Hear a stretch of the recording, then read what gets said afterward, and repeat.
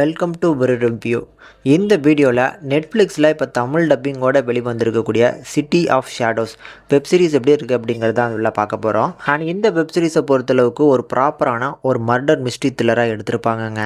லிமிட்டடான ஒரு எபிசோட்ஸ் தான், டோட்டலாக ஒரு 6 எபிசோட்ஸ் இருக்குது. எப்படி இருக்குங்கிறத டீட்டெயிலாக பார்க்கலாம். ஃபஸ்ட்டு கதையை எடுத்துக்கிட்டோம் அப்படின்னா, ஓப்பனிங் சீன்லேயே ஒரு நபரை துடிக்க எரித்து கொலை பண்ணக்கூடிய ஒரு சீனில் இருந்தால் அந்த கதை ஸ்டார்ட் ஆகுது. யார் இவர், எதுக்காக இந்த நபரை இப்படி கொடூரமாக கொலை பண்ணும் அப்படிங்கிற எந்த ஒரு விஷயமும் தெரிலனாலும் அடுத்த நாள் காலில் இந்த கேஸை பார்த்திங்கன்னா நம்ம ஹீரோ கிட்ட தான் ஒப்படைக்கிறாங்க.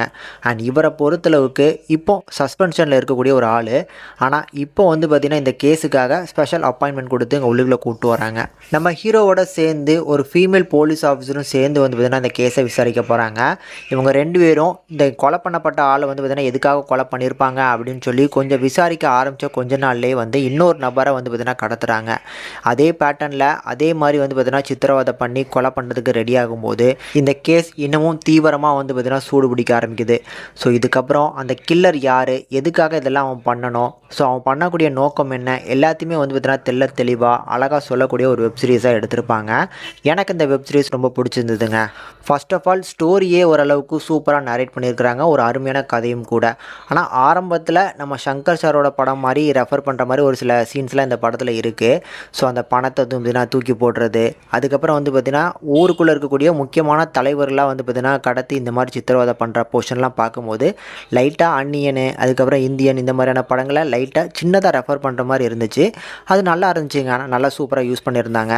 இதன் பிறகு இந்த படத்தோட கதாநாயகன், ஸோ அவரை சுற்றி நடக்கக்கூடிய ஒரு சில விஷயங்கள், அவர் மென்டலி பார்த்திங்கன்னா கொஞ்சம் டிஸ்டர்பாக இருக்கிற மாதிரி காமிச்சிருப்பாங்க.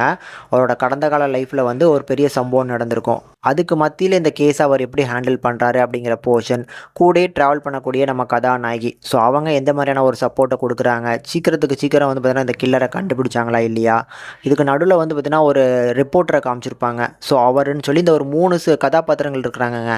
அவங்க இந்த 3 கதாபாத்திரங்கள் எழுதின விதமும் சரி, அவங்களோட ஸ்க்ரீன் ப்ரெசன்ஸும் பார்த்திங்கன்னா நல்லா இருந்துச்சு. டோட்டலாக ஒரு 6 எபிசோட்ஸ் இருக்குது. இந்த 6 எபிசோடும் பார்த்திங்கன்னா நிறுத்தி நிதானமாக தான் போவாங்க. இந்த வெப்சீரிஸ் எடுத்துக்கிட்டாலே பார்த்திங்கன்னா இந்த மாதிரியான டோனில் தான் போகும். ஆனால் நல்லா இருக்குது. கண்டிப்பாக பார்க்கறதுக்கு ஒரு ஒர்த்தபுளான சீரியஸ் தான். தாராளமாக ட்ரை பண்ணி பாருங்கள்.